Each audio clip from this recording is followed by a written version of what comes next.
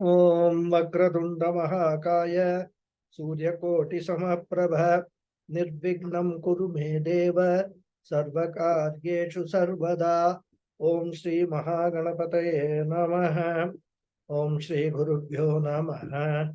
Harihi Om Sadashiva Samarambham Shankaracharya Madhyamam Asmadacharya Padyantam Vande Guru Paramparam.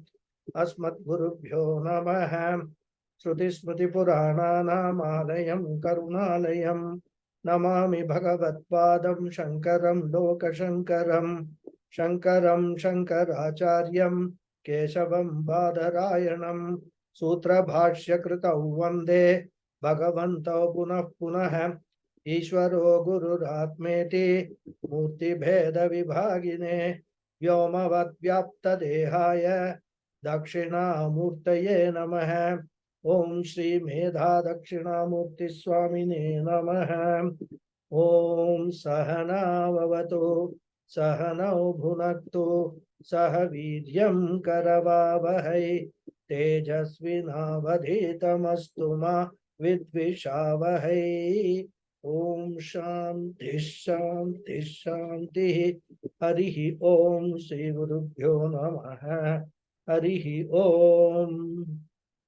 Om Parthaya Pratibodhitam Bhagavata Narayanena Swayam Vyasena Gratitam Purana Munina Madhye Mahabharatam Advaitamrita Varshinim Bhagavatim Ashtadashadhyayinim Ambatva Manusandhadami Bhagavad Gita Vavadveshinim Yam Brahma Varunendra Rudra Marutah Sunmanti Divyaistavaihi Vedais Sankapadakramopanisadaihi Gayanti Yam Samagaha Dhyanavastita Tadgatena Manasa Pashyanti Yam Yoginaha Yasyantanna Vidusura Suraganaha Devaya Tasmai Namaha. Om. Namaste everyone. Namaste Guruji, Pranam. Namaste Guruji. Namaste. Namaste. Namaskaram Guruji. Namaskaram. So we are Namaste Guruji. We are seeing the third shloka of the fourth chapter. Sa evayam maya tedhya yoga prokta puratanaha bhaktosi me saka cheti rahasyam hetaduttamam. So as I told you in the last class,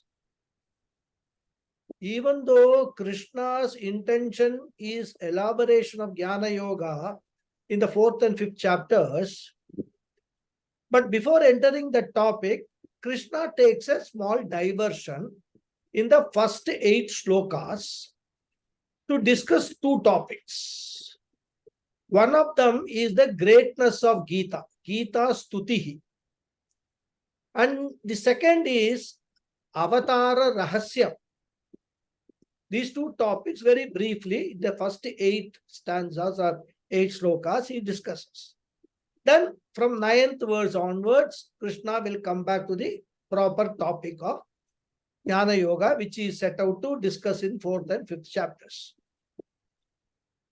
So, he begins the 4th chapter by telling Arjuna that he had imparted this eternal knowledge. Which eternal knowledge? The knowledge of Karma Yoga and Jnana Yoga to Surya Bhagavan, the Lord's son. Then Surya Bhagavan taught the same to Manu, and Manu taught to Ikshvaku, one of his sons. This is what he is telling in the first sloka. Then he goes on to say that by passage of time, people lost interest in this teaching, and thereby this teaching, which is the condensation of the Veda, was weakened.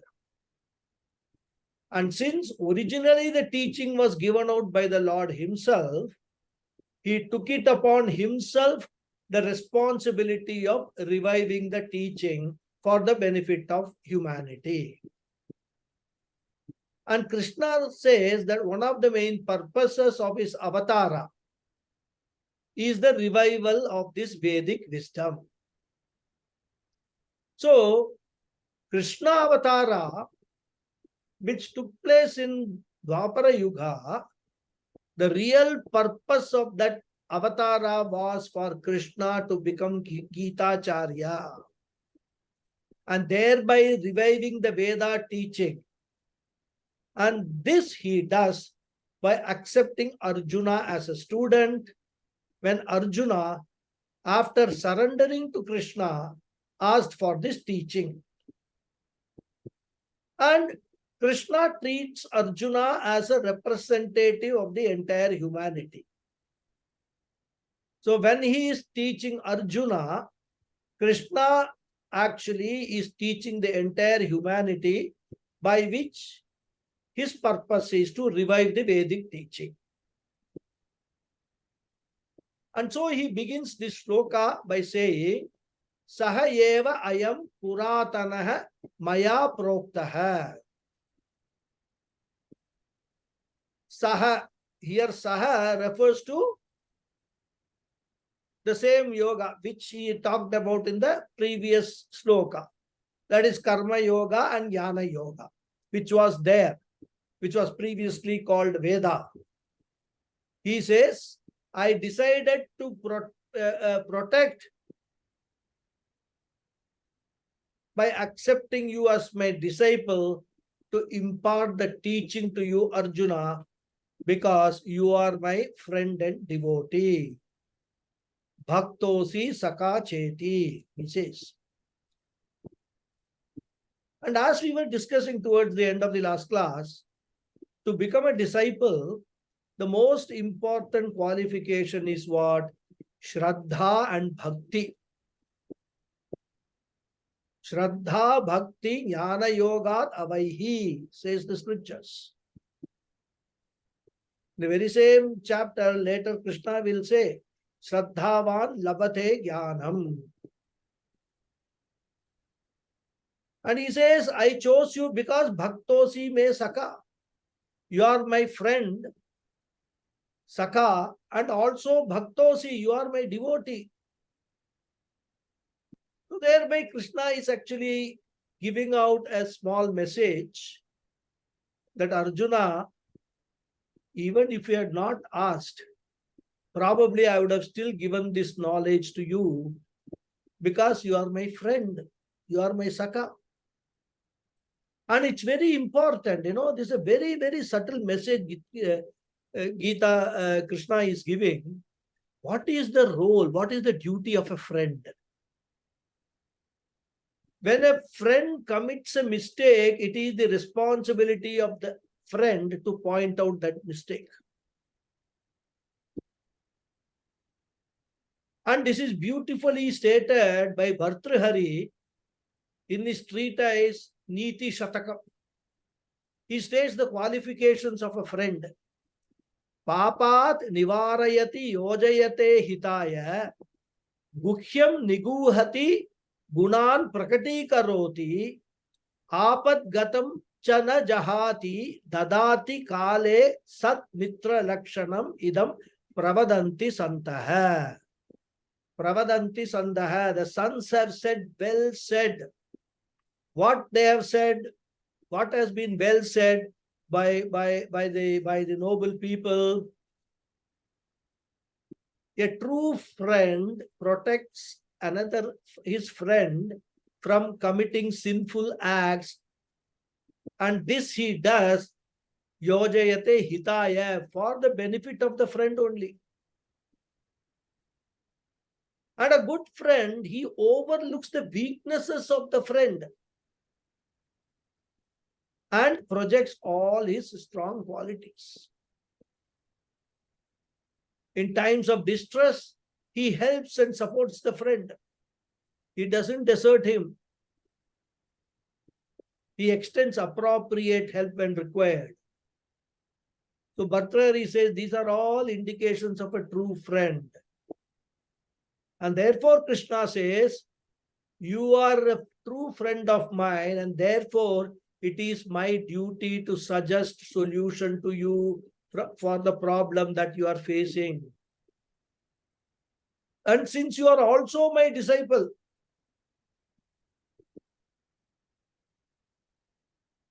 Shadimam Twam Prapannam, you said, I surrender to you, please teach me. For that reason also, I decided to give out this wisdom to you. And what type of wisdom is this? He says, Etat Uttamam Rahasyam, which is the greatest secret in the world. Self-knowledge is considered to be the greatest secret. And why it is the greatest secret? It is the greatest secret because what we are searching throughout our life, right from the time we have got some understanding, some awareness, till the last moment of our breath, what we are all searching happens to be within ourselves. It is so close to us that we never think of searching it in that place within ourselves. And if you ask, what is it that we are all searching? There is only one thing we are all in search for. You also know the answer. It is happiness. Everything we do, in every action, in every seeking, in every possession, in every relationship, what we are seeking is happiness. One object, one situation, one relationship appears to give us happiness, so we go after that. After some time, the very same object, the very same situation, the very same relationship stops giving us happiness. That is our understanding. And then we go in search of another source for happiness. Without even thinking, have I done a mistake earlier? Should I search elsewhere in something else? Should I search within myself for happiness? No, we don't even think about it. Swami Paramathananda narrates a very nice story. Many of you might have heard that already. Still, I will, for those who have not heard, for their benefit, I will briefly narrate that story. A businessman was carrying a lot of money and he was traveling in a train. He was going long distance from one end of the corner of India to another end of the corner. Let us say from Kanyakumari to Jammu, he was going by train. Takes about 3-4 days. I mean, not recently, those days. Maybe now we have got all these new trains, high-speed trains and all, maybe taking less time. Vande Mataram Express and all that. But those days, probably 3-4 days it would take. And in the same compartment, nearer to the businessman who was carrying a lot of money, a thief was also traveling along with him. And this thief was an expert in stealing. He was known to have never failed in his stealing attempts. So it was a long journey, as I told you, lasting 3-4 days. And every morning, this thief, expert thief, would see this businessman taking out a wad of money, cash, counting it and putting it back in his pocket. And while doing so, the businessman would watch the thief and see greed in his eyes. So he comes to a conclusion that this person who is watching me counting this money must be a thief and he will try to steal this money. During daytime, of course, he can't steal. If at all he has to steal only at night time and the businessman is asleep.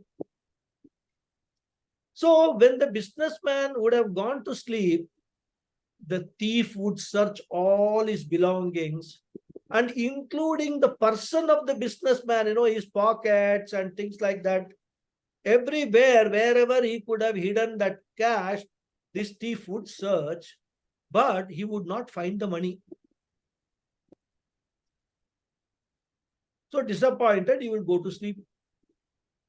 Next day again, morning, the businessman will get up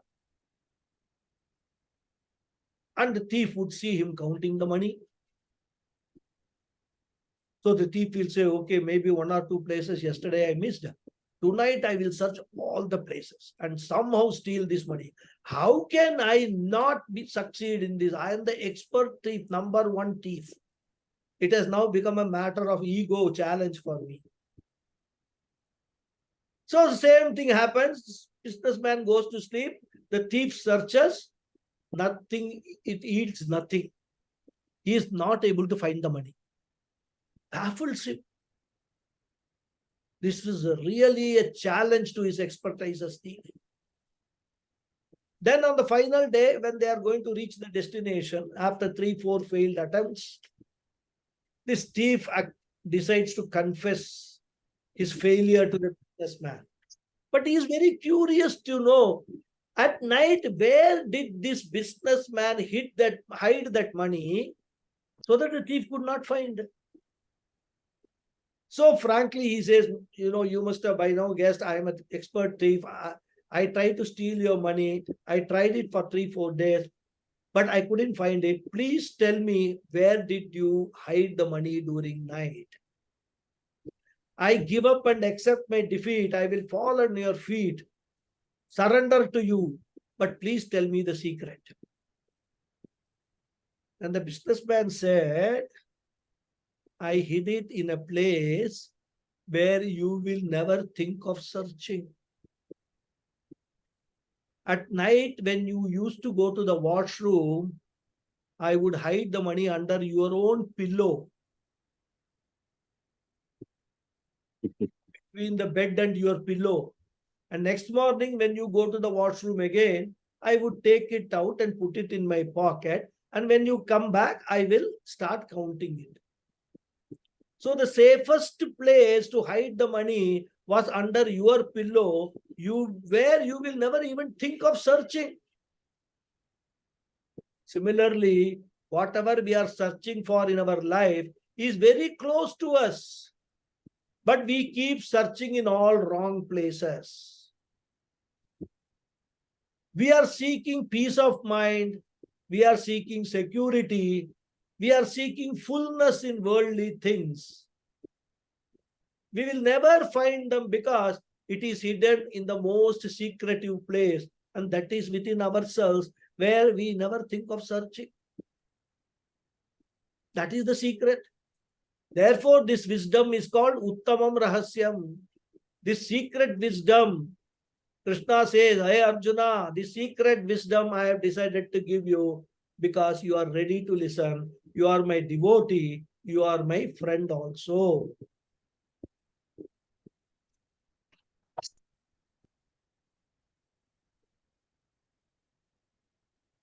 Our greatest problem in our life is that when we are searching for the secret for permanent peace and happiness, and the rishis and gurus tell you, come to us, we will reveal the secret to you, we don't listen to them.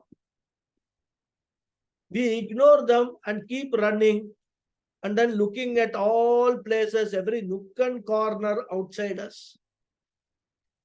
We don't have time to listen to the teachings.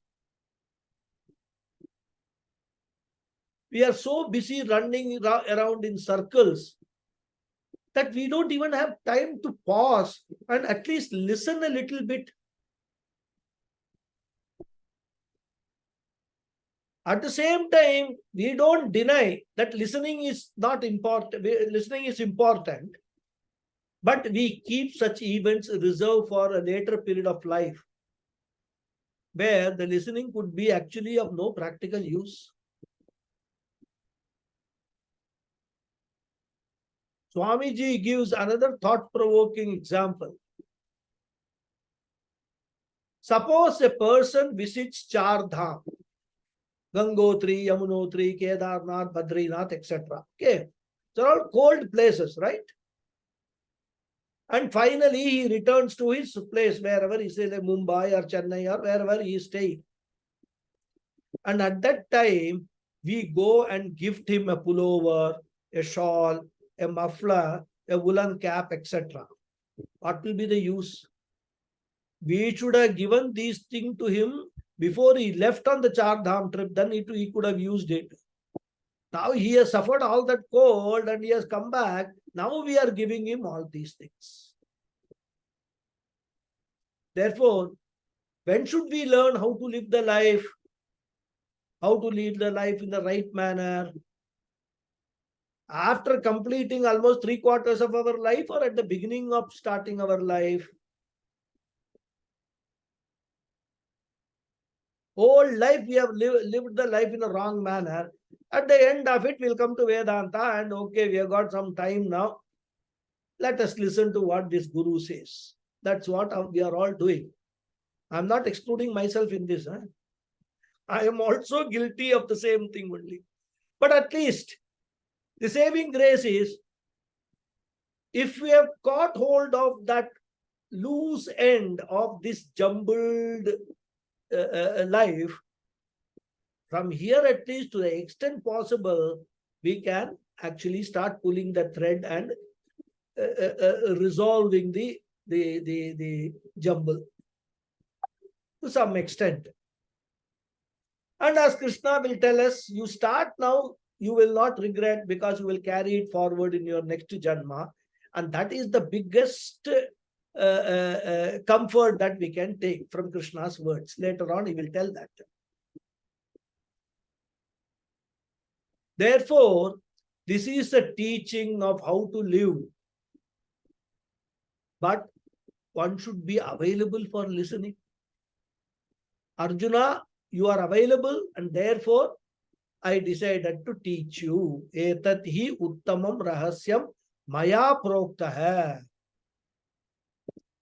Now, having heard Krishna speak like this, naturally Arjuna has got a number of questions in his mind, like all of us would have, isn't it?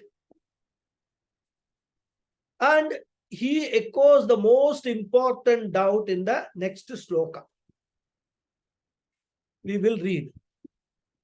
Arjuna uvacha aparam bhavato janma param janma vivasvatah katame tadvijaniyam tvamadau proktavaniti. Anvaya is Arjuna uvacha bhavatah janma aparam vivasvatah janma param katam vijaniyam etat iti tvam adau proktavan. Arjuna uvacha, Arjuna said, bhavatah janma, your birth, aparam, is later. Vivasvatah janma, the birth of Lord Son, param, is much earlier. Katam vijaniyam, how am I to understand etat, this statement of yours that you taught Surya Bhagavan, iti tvam adho proktavan, that you have taught Lord Son in the beginning of the creation. How am I supposed to understand Krishna? I mean, are you smoking dope or what? I mean, that's a very famous, one of my CEOs used to say. If you make a very, the horrible statement, say, have you smoked dope? You are just talking nonsense like that, right? So he's asking, and it's a natural question. Krishna is Dwapara Yuga. Surya Bhagavan has been there for millions of years. How do you say you taught him? How am I to understand? So Arjuna is asking, your birth is later, Krishna. The birth of Lord Son is much, much, much, much earlier. How am I to understand this statement of yours that you have taught Lord Sun in the beginning of the creation? So in the previous 3 verses, Krishna had talked about the glory of the Gita, and it is a condensed Vedic wisdom, etc. That is why it is called Smritihi. The original scriptures the Vedas are called Shrutihi. Shrutihi because it means that which is heard by the rishis during their meditative state. It was heard directly from the Lord. Here, heard means you must understand internally heard, not gross sound. No, gross sound over some sort of a loudspeaker and all. No, those Vedic sounds are still there. We cannot hear it because we can't even reach even somewhere close to the meditative state. But in the meditative state, the rishis heard. Because they heard, it is called Shruti. Shruti means that which is heard. And all other scriptures are based on whatever has been learned from the Vedas by the rishis. There is no scriptural knowledge which is outside the boundaries of Veda. Veda Purva Bhaga or Veda Anta Bhaga. Both of them taken together.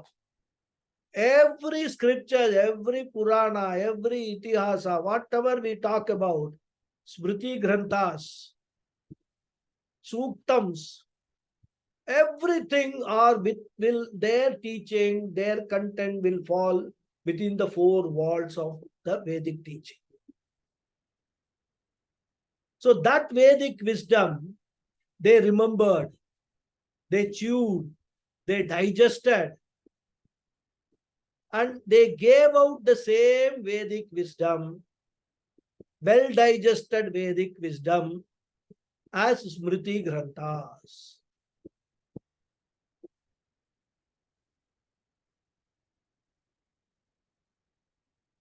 There is a very nice slokam in Bhagavata Purana. Nigama kalpataror galitam shukamukada drava sanyutam phalam pibata bhagavatam rasamalayam muhuraho rasika bhuvi bhavuka hai. It says how this Bhagavatam, what is the source of this Bhagavatam is being stated here. Bhagavatam Nigama Kalpataruhu. Nigama means the Vedas. Veda tree Kalpataruhu has produced the Bhagavata wisdom. Shukamukhad Amrita Dravasayutam. Shukha Maharishi Dravasayutam. This Vedic wisdom, produced by the Vedic tree, was taken by Shukha Maharishi, then digested, and the wisdom is given out.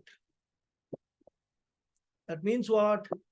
When we study the Vedas, we need to digest only 1/2. 1/2 is already done by him. That's why when we read Bhagavata Puranam, it becomes very easy for us to understand. But unfortunately, we understand and enjoy only the story part of it, not the Vedanta part of it. And here, Shukha in this beautiful shloka has been used in double meaning. Maharishi's name is Shukha. Shukha means a parrot bird. Parrot is also called Shukha.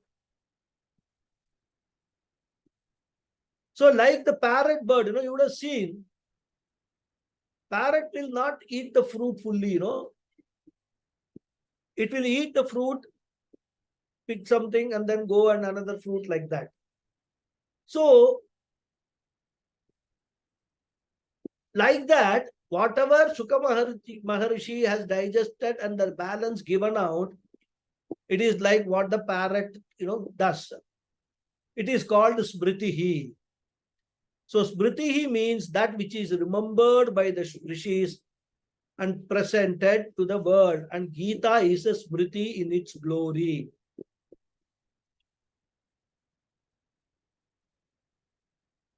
So in this question of Arjuna,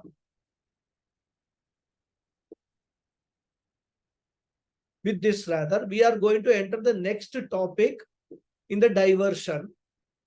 I told you two topics, right? One was Gita Stuti, another was Avatara Rahasya. Now, based upon this Arjuna's question, Krishna is now going to enter the Avatara Rahasyam topic.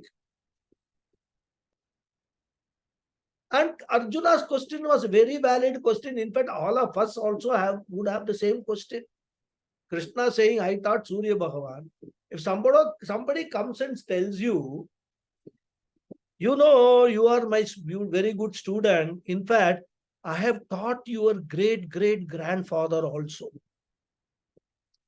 What will be your reaction? You say, what are you talking, sir? You are what, some 70 years old? My great-great-great-grandfather lived 150 years ago, 150 years before you were born. How can you now make a statement that you taught my great-great-great-grandfather? Isn't it? We will all have this doubt if somebody comes and makes this claim.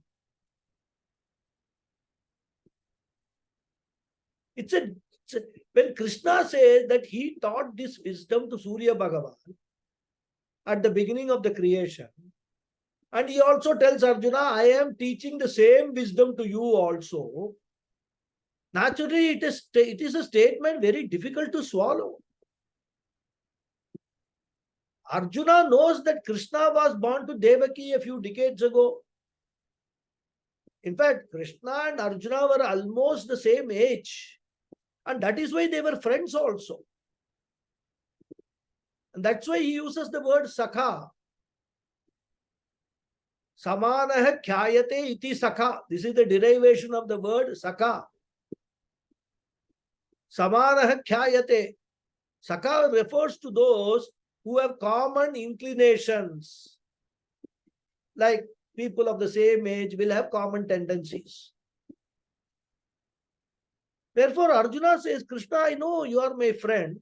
We are almost of the same age. How could you have been the teacher of Surya Bhagavan? There is a chronological discrepancy. And therefore, you must be either lying or making up some story.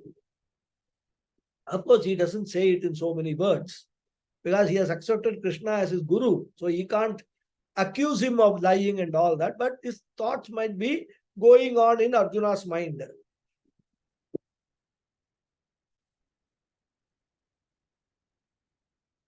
So he says, even though I am confused, Krishna, and just because I am confused and you are my guru, you cannot get away with any statement.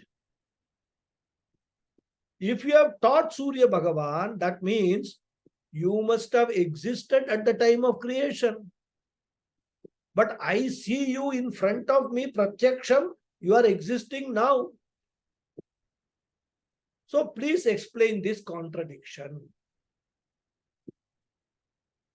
This is the essence of Arjuna's question. We'll now see the word meaning specifically. Arjuna Uvacha, Arjuna asked, Hey Krishna, Bhavatah Janma Aparam. Your birth is very recent, within this century, a few decades ago. Certainly within the last 100 years. Aparam here means, aparam the word has got different meanings. Here we have to take it as recent. Whereas, Vivasvatah Janma Param, the birth of Vivaswan, Surya Bhagavan, is Param.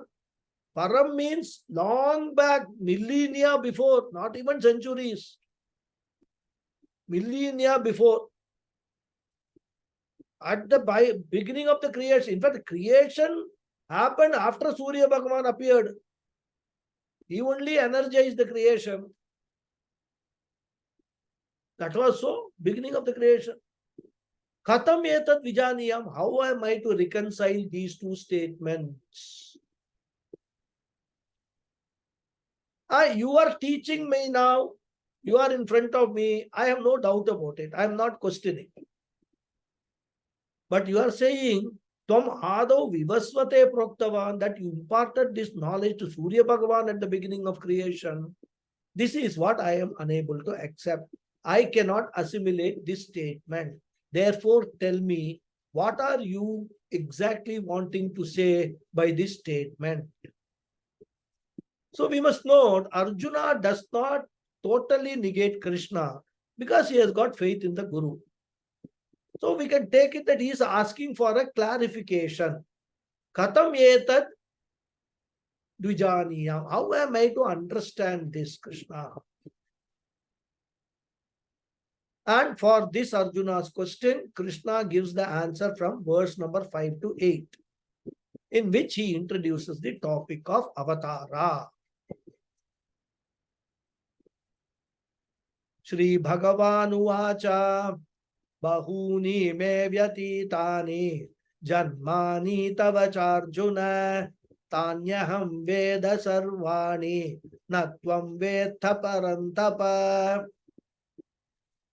He addresses Arjuna twice in this sloka. Hey Arjuna, hey Parantapa. Hey Parantapa, Arjuna, bahuni janmani mecha tava vyatitani.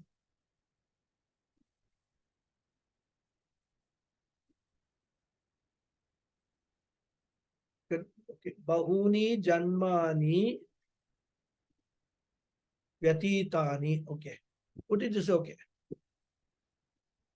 Mecha tava vyatitani bahuni janmani. You can take that as anvaya. Okay. Aham veda tani sarvani tvam na vetha. So, hey Arjuna, mecha tava vyatitani bahuni janmani aham veda tani sarvani he parantapa tvam na vetha. This is the anvaya you can take. Sri Bhagavan uvacha, the Lord answered, Hey Arjuna, O Arjuna, bahuni janmani, many births may of mine, chatava as well as yours, vyatitani have gone by. Aham veda, I know, tani sarvani, them all. He parantapa, O Arjuna, tvam na veta, you do not know. So here Bhagavan is giving the first answer to Arjuna, to his question. O Arjuna, many births of mine as well as yours have gone by. I know them all, O Arjuna, but you do not know them. So as I said, by way of answering Arjuna's question, Lord Krishna is introducing the topic of avatara. And this is a unique concept in the Vedic tradition. And this avatara concept has been borrowed in some other religion also. I don't need to mention, you all know.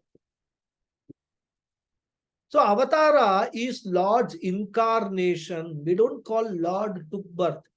We say Lord incarnated, which Krishna is now trying to point out, or actually is pointing out, is different from a human birth.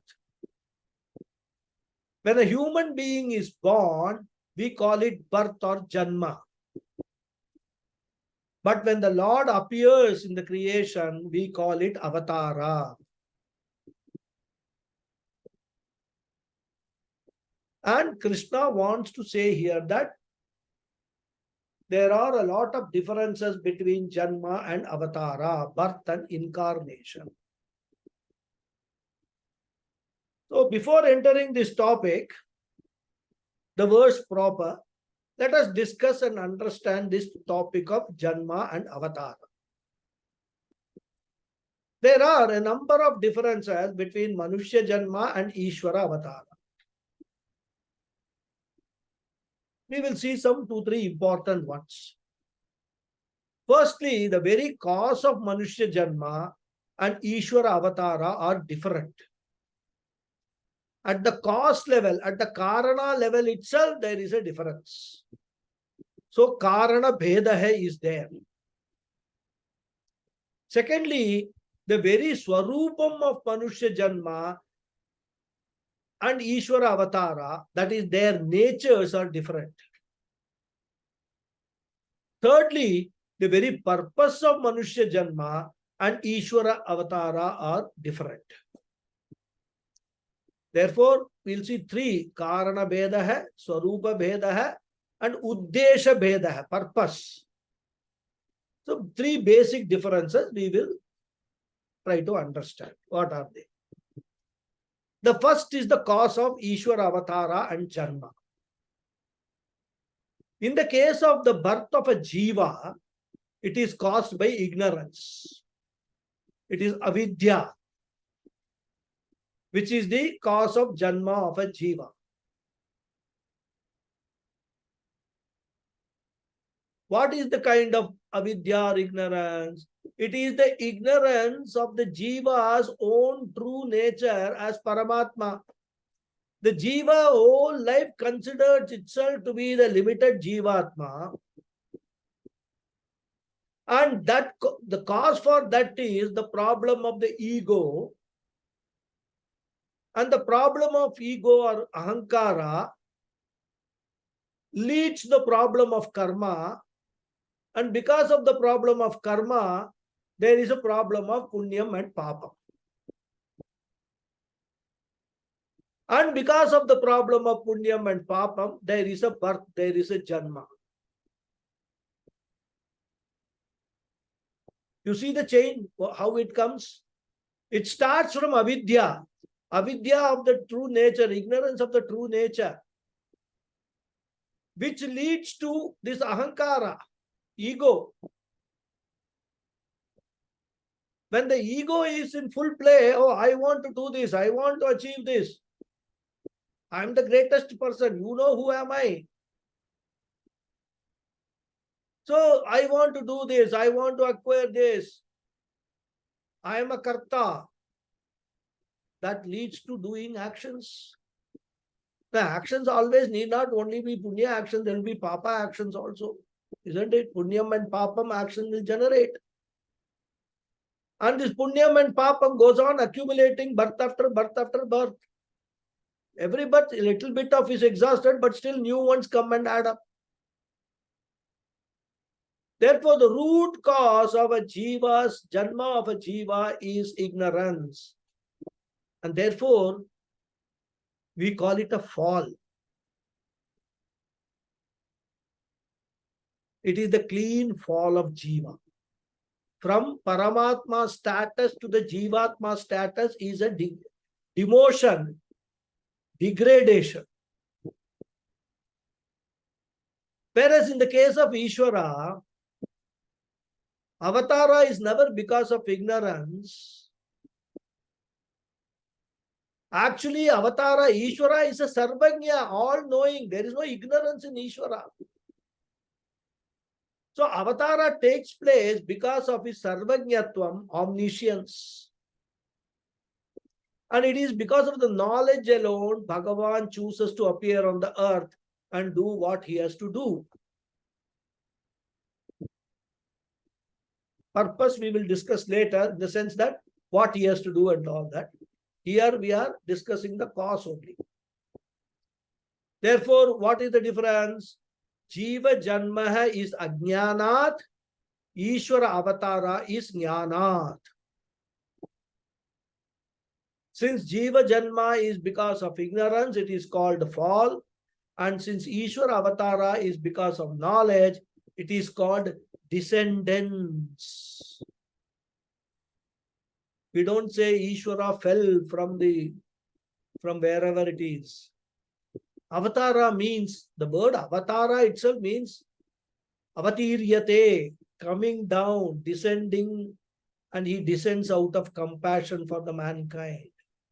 It is a compassion-based, knowledge-based, conscious, deliberate descendants. It's like the difference between falling into a well and climbing down a well. Falling is a helpless phenomenon.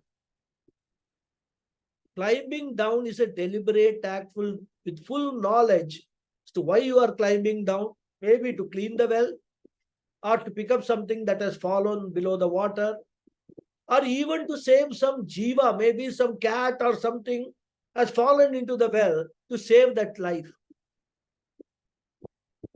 This is the first difference, Karana Bheda.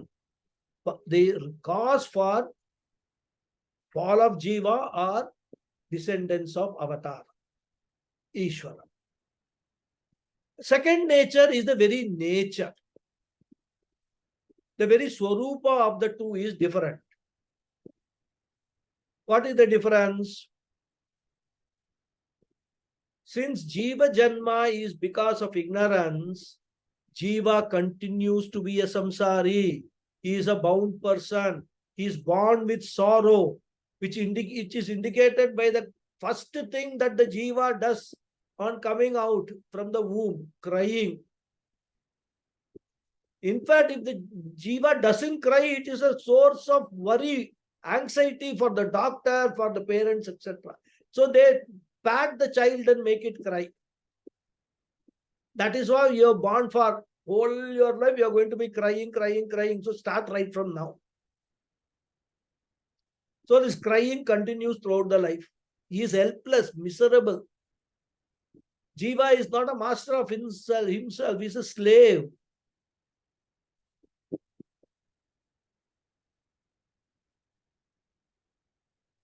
Samane vrikshe purushaha nibagno anishaya shochati muhyamanaha, says Mundaka Upanishad. So Janma is samsara hai, whereas Ishwar Avatara is because of or backed by knowledge.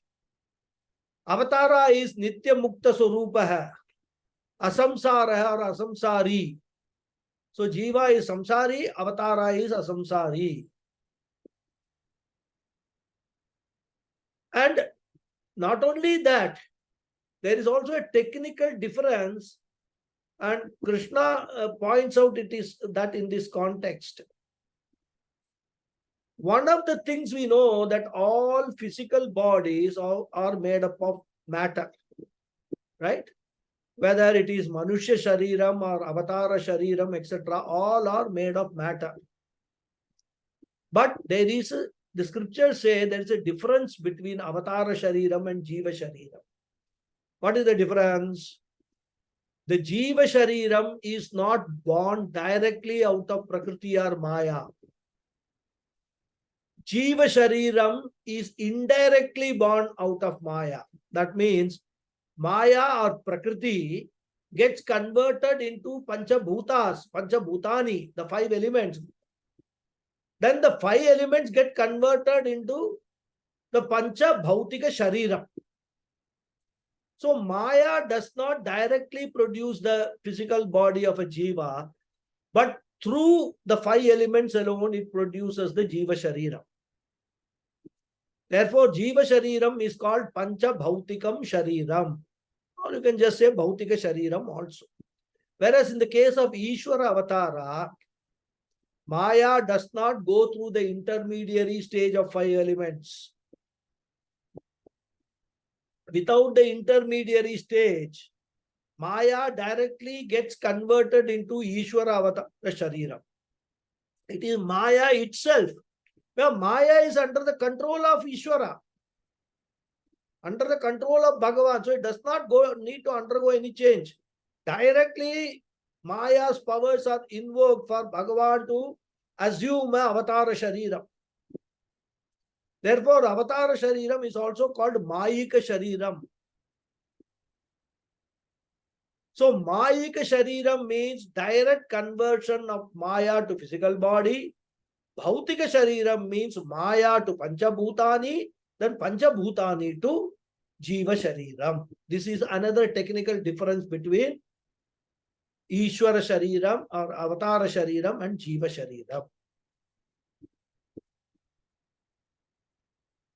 So it's like, we read in science that most of the solid materials will converted into gas by becoming liquid in between. So normal process, chemical process is solid to liquid to gas.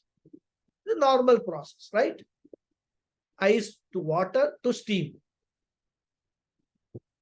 But in the case of certain substances, they directly get converted from solid to a gaseous state.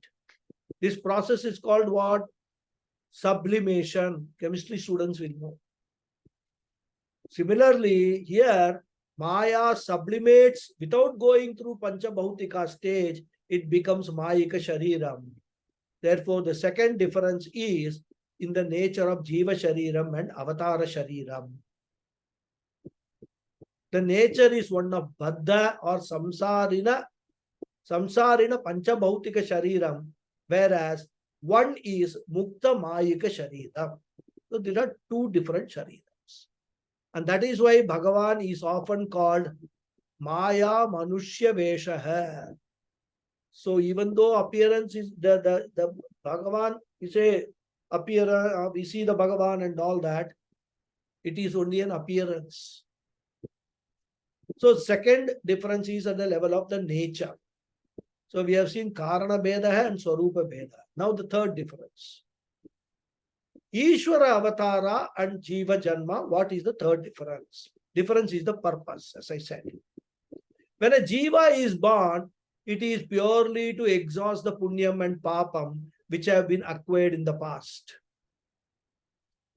And we have seen, Sanchita Karma and all that. Jiva accumulates Punya and Papa over scores of earlier human lives. That accumulated Punya and Papa before the current birth is called Sanchita Karmas. Of that accumulated Sanchita Karmas, a portion becomes mature and ready for governing the present birth. The matured portion is called Prarabdha, which has to be exhausted during the course of present life. And the Prarabdha can be exhausted only through Sukha Dukkha Anubhavaha. Prarabdha Punyam exhausted through Sukham. Prarabdha Papam exhausted through Dukkham, pleasure and pain. And to experience that pleasure and pain, we require this body medium. Therefore, it is the Prarabdha which determine the type of body for exhausting Punya Papa. When it is a Punya predominant Prarabdha, it will give you a nice body, nice parentage, handsome personality, nice family, nice environment. When it is a Papa predominant Prarabdha, it will give you a sick body.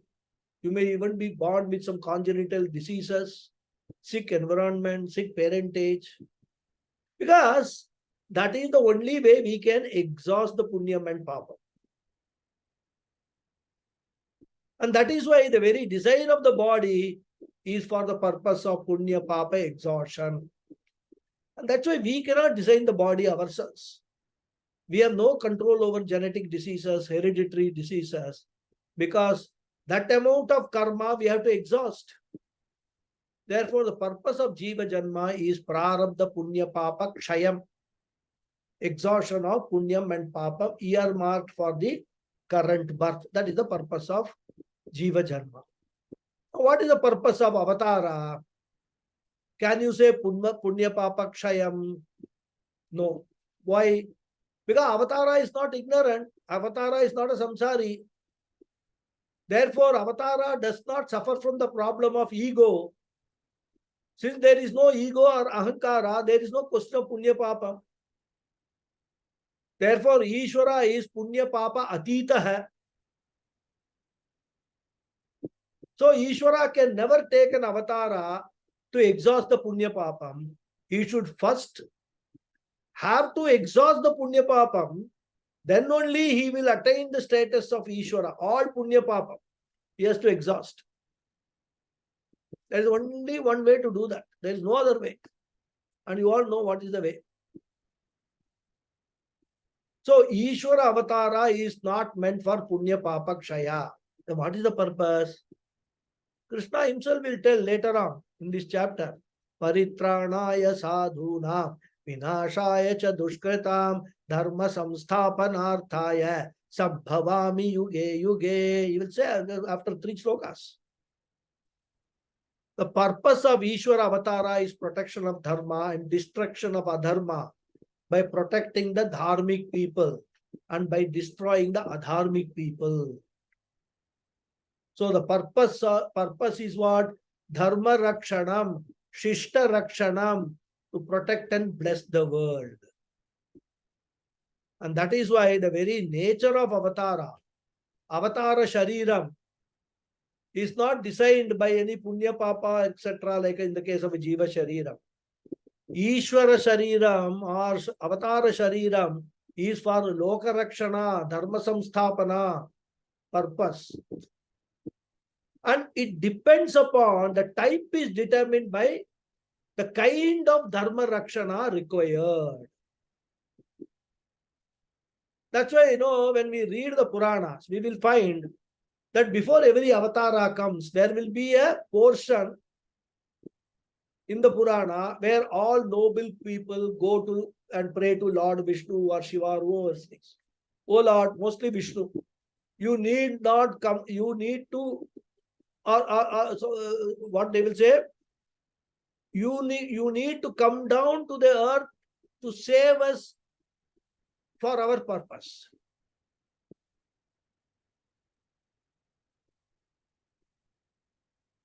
Then Ishvara, Bhagavan will ask, as if he doesn't know, what is your purpose? Then they will say, some Rakshasa is there. In olden days, only 1 or 2 Rakshasas they will quote. Of course, nowadays, if Ishvara asks us that question, every nook and corner there is a Rakshasa. That is a problem. That's why Ishvara also says, what am I going to do by coming down? I will have to prepare for maybe millions of years to tackle all these Rakshasas. Those days there was one Ravana, one Hiranyakashipu, etc. So people will say, please come down and destroy this so and so Rakshasa, giving us trouble. Then the Sarvanya Ishvara will decide what type of body will be suitable, what type of avatara will achieve the purpose of Ravana Samhara or Hiranyakashipu Samhara, etc. So the design of the body depends upon the situation. We know that according to Ramayana, Ravana had a special boon that nobody other than human beings could kill him. And he was so confident that human beings cannot kill him. Therefore, if Ravana had to be destroyed, Bhagavan's avatara had to be human alone. Therefore, the design is determined by the avatara, which is for Dharma Samsthapana. Similarly, for all the misdeeds, akramas done by Hiranyakashipu, what design can be there for Ishvara Avatara? It cannot be Manushya. It cannot be Pashu. Because Hiranyakashipu had all these boons. He can't be killed by a man. He can't be killed by an animal. I should not be killed by human beings and animals. Tatastu. Therefore, the Avatara Shariram must be neither human nor animal. And not only that, he had a boon that he should not be killed with any weapons, and also a boon that he should not be killed during day or during night. He also had a boon that he should not be killed inside the house nor outside the house. One more boon he had was that he should not be killed on the ground or in the air. And therefore, for destroying, for Hiranyakashipu Samhara, Ishvara chose Narasimha Shariram, neither man nor animal. He chose the Sandhya time, neither morning nor night, neither day or night. He chose the threshold of the room, which is neither inside nor outside. and he put Hiranyakashipu on his lap, which was neither ground nor in the air.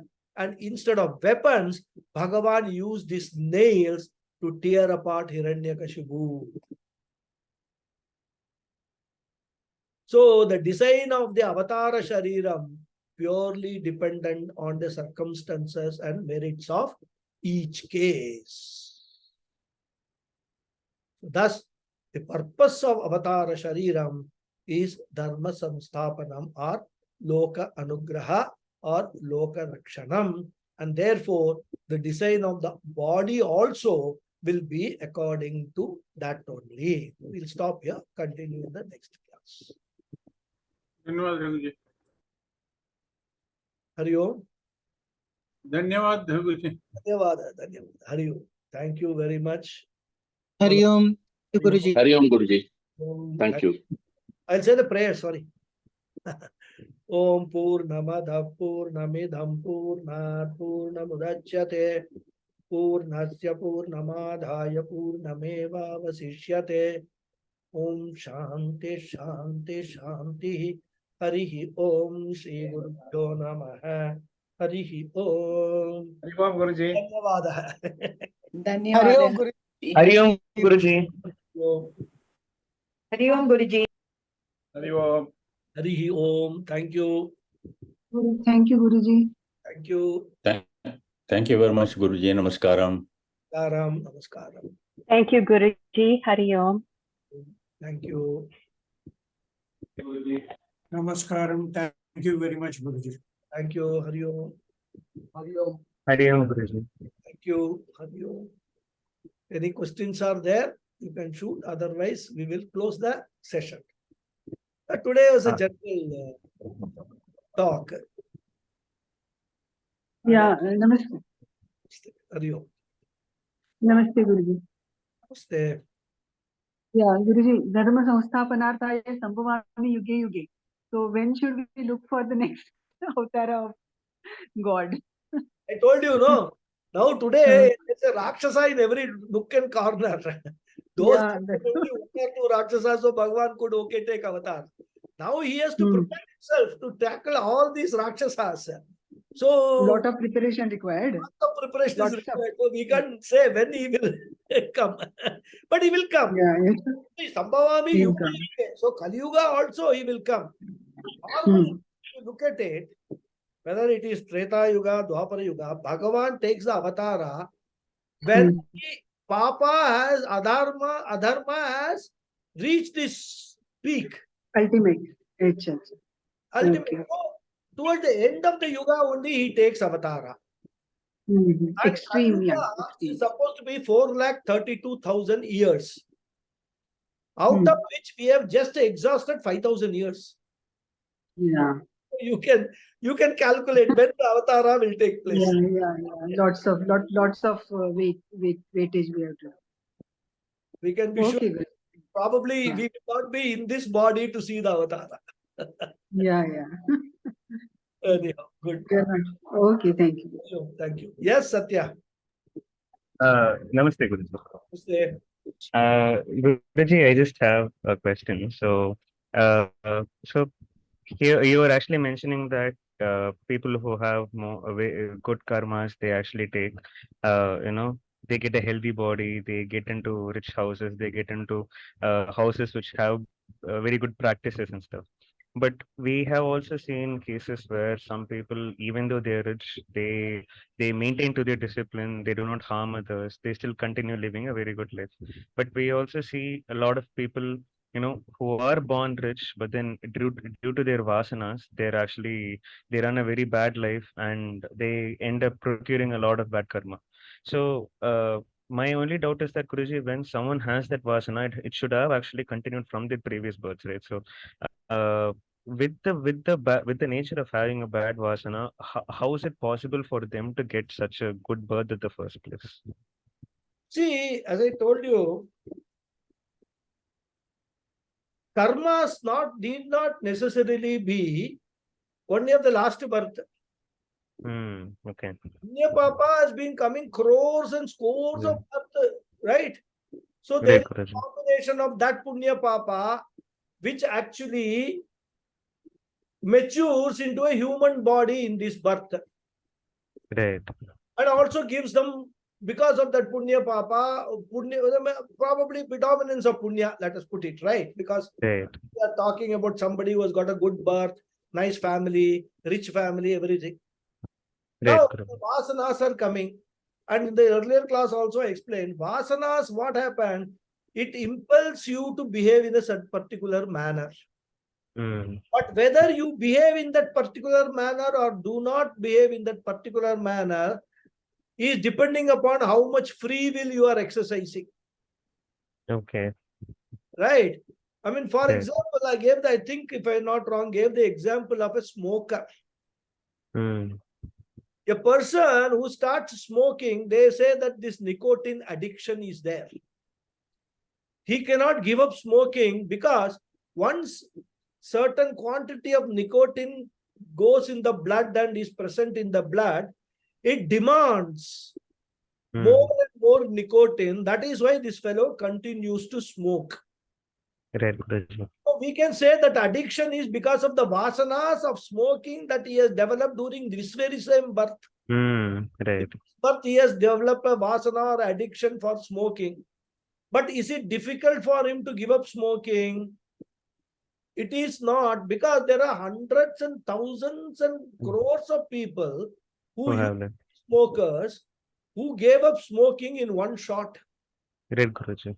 One person is sitting before you. I Okay. used to be a chain smoker. Oh, okay. One fine day, that was vasana. I developed a vasana right from my college days and things like that and all. Then one fine day, when I got convinced that this is going to be harmful to my health, especially when I am, going beyond 40, 45 years, one fine day I decided from tomorrow onwards, I will not either buy a cigarette or touch a cigarette, and just like that stopped. Wow. It was 6th of January 1999. That day is like yesterday, 23rd August.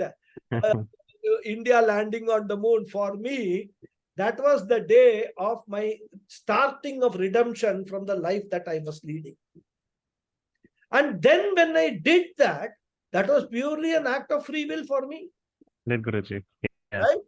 I had Right. to undergo a lot of suffering. There were a lot of impulses to go back, pick up a cigarette, smoke. But I resisted all of that. 4 months to 5 months, there were a lot of physical withdrawal symptoms. My eyes would water. I mean, it's like a drug de-addiction kind Drug of direction. mild Right. case. Right. But the moment I overcame that challenging period of 4 to 5 months, when this whole thing, the whole body was getting itself cleaned of that nicotine addiction, that gave me problem. But after that, what happened was, even if somebody smokes in front of me, I used to get irritated. I will Right. move away from there. I can't tell that fellow don't smoke. He will Right. immediately till 4. Now you are lecturing. So I will quietly move away from there. Today, I cannot stand somebody smoking in front of me. So the point I'm trying to make is, these samskaras which come, they can be changed. Right, Guruji. Yeah. So they are all, that is why you have got the free will. Right, Guruji. Yeah. Use the free will and create a new certain punya papas we can't avoid, because that we have done in the last this thing. One thing we can do more and more punya this time, so that what happens is, those punyas, if they are going to give result later, they will get added to our sanchita karmas. So the balance between papa and punya in our sanchita karmas will become more favorable slowly towards punya. That way you can neutralize the bad ill effect of papa by adding more punya, diluting the papa by adding more punya, isn't it? Right, So Guruji. all actions we have got free will to do all those in this life, and we should do it for that purpose. Right, Guruji. Yeah. Thanks a lot for that amazing answer, Guruji. Thank you. Very And I think Anjali ji was asking, right, when will the next birth of Bhagavan be? I think we still have some more humanity left, Guruji, until Bhagavan appears. That is true. Only finally we all go and go to God and say, "Oh, please come down and save us." Yeah? Come. Good. Yeah. Thank you. Hari Om. Yes, Sulekha ji.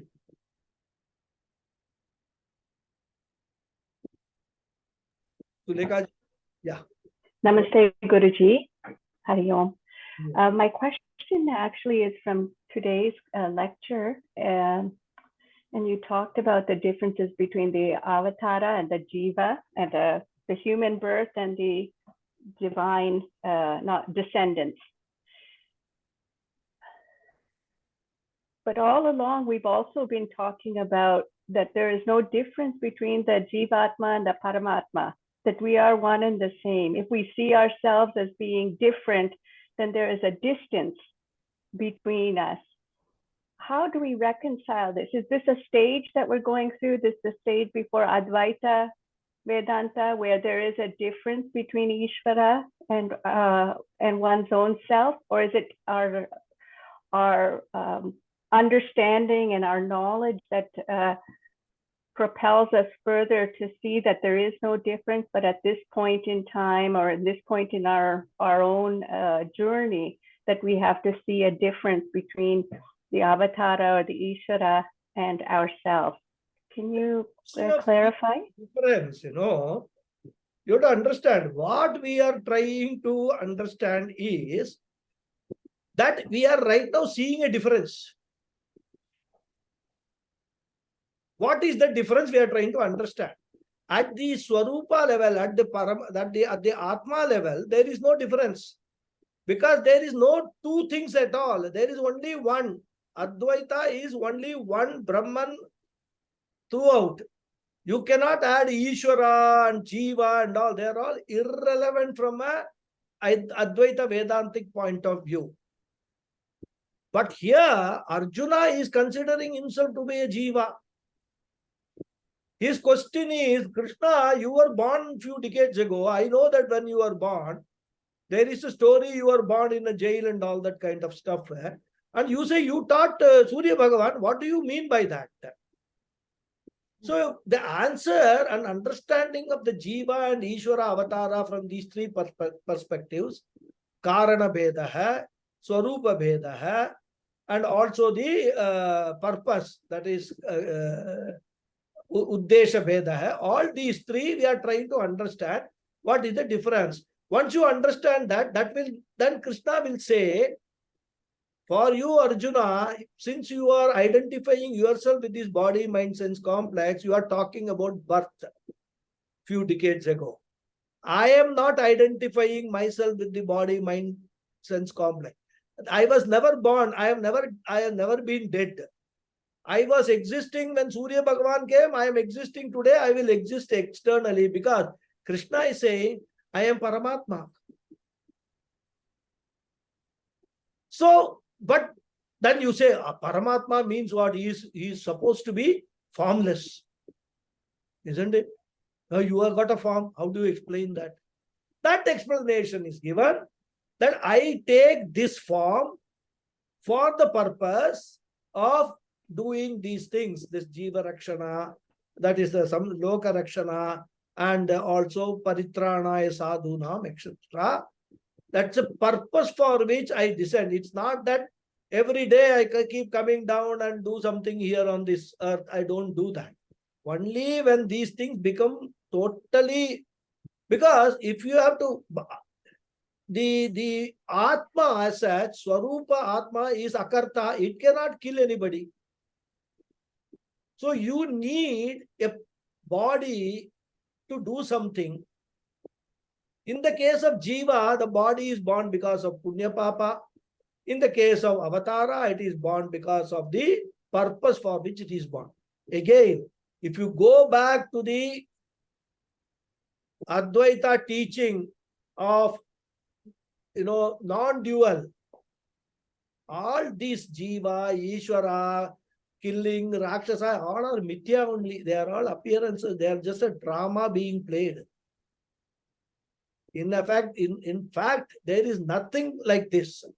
But if I tell you, will you believe it? You will not. If I tell you the whole thing is an appearance, there is no truth in what is. Entire Bhagavad Gita itself is not true. It is only an appearance. It is a mithya. Vedas are mithya. Right? If I tell Vedas are mithya, will you accept it? But eventually, if you have got the knowledge and if you have assimilated the Advaita knowledge completely, even Vedas do not exist on their own. They are all existing because of that Atma, Brahman only. There is only one thing which exists, which is Brahman. But then for us at our stage to tell all these things is totally lead to severe indigestion. You will even run away from this class. This Guruji has gone mad. He's talking something which I can't even digest or relate to. So what we do is even in Bhagavad Gita later on he will reveal his true nature. He will also say in the 11th chapter when he talks about this what is that? Sometimes words don't come. Vishwarupam. Vishwarupam. When he talks about Vishwarupam, he will say everything is within me only. The whole world is within me only, Arjuna. There is nothing outside me because I am Brahman, I am Atma, I am supporting this entire thing. So we will not talk about it. But your question from a philosophical angle is correct. But here we have not reached that stage at all. We are still discussing about Jiva, Avatara and things like that and all. So don't confuse that teaching with this teaching and all that. Okay. Right. Yes, thank you. Ramanuja taught first. Guruji, I just would like to Ramanuja make a taught point here. I think only we can achieve or realize Paravidya only as a means of Aparavidya. And that is what we are doing now. Yeah, that's true. That's Correct. why I told you, to completely get rid of this Punya Papa, there is only one way.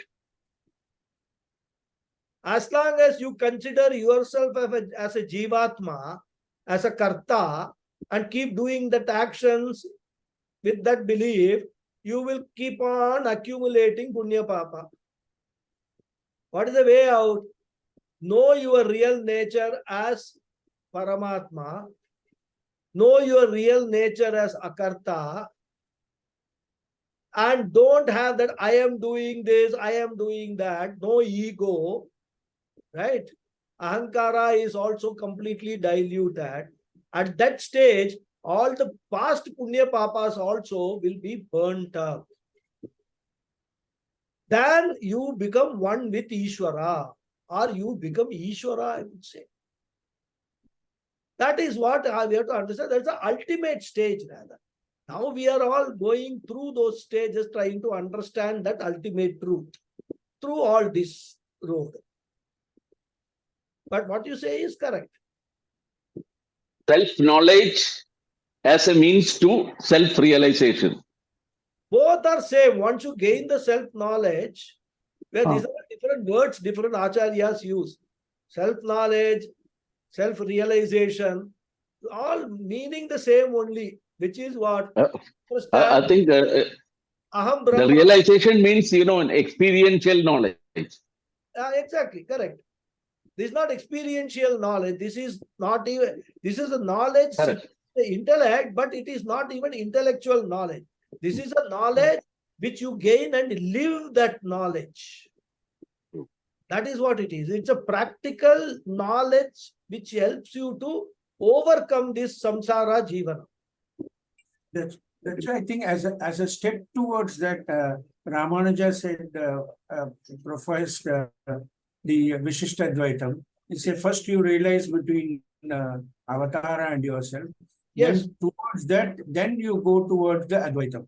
That is the only route. That is the only route. No other route. You have to go via Dvaitam, Vishishta Advaitam, then only Advaitam. That's it.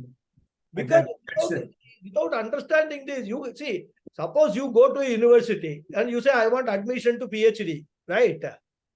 What they will say? They will give admission straight away. What have you done? What is your background? All that they will see. So, have you done your first post graduation? Have you done your graduation? So, the route to Advaitam is through first Dvaitam, then Visishta Advaitam, then Advaitam. So, we cannot separate them as separate thought processes. They are all part and parcel of only the same process. That is how we have to understand. It's an inclusive thing, not exclusive. Visishta Advaitam does not exclude Visishta Advaitam. Visishta Advaitam does not exclude Dvaitam.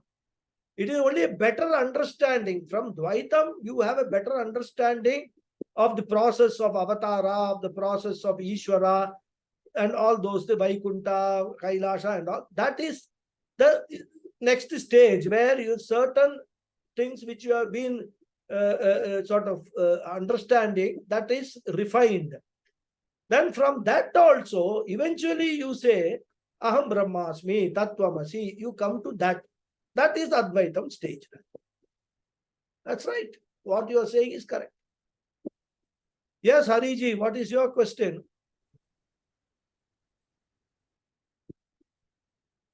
Hariom. Hariom. See, when self-realization, when we are talking as experience, that means there is a experience. When we say there is a subject-object relation. Oh, there is no experience. This is not an experience that you are becoming that. Yeah. You are already that. It's only a discovery. Yeah, that is it. Yeah. So it can't be an experience. The moment we talk about no experience, then experience, experiencer, it is and experiencing. That, refinement of understanding, further refinement of understanding, and ultimate refinement of understanding. That's all. Yeah. Right. Yeah. Any other question? Comment, Guruji, extension to what Satya said. I think we perceive that being born in a rich family is good, but we don't know. I could be born in a very rich family, but I might be taking through my prarabdha karma and then sort of living through it. That's one. Reverse also is true.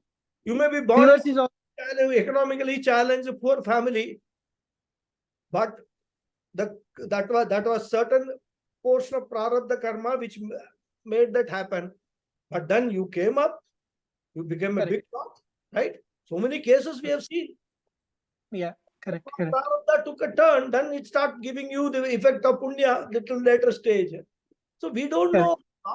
This is all not very compartmentalized, and we can say this will give this and all that. Karma, law of karma is what determines all these things. You may be born rich, but you may lose all richness.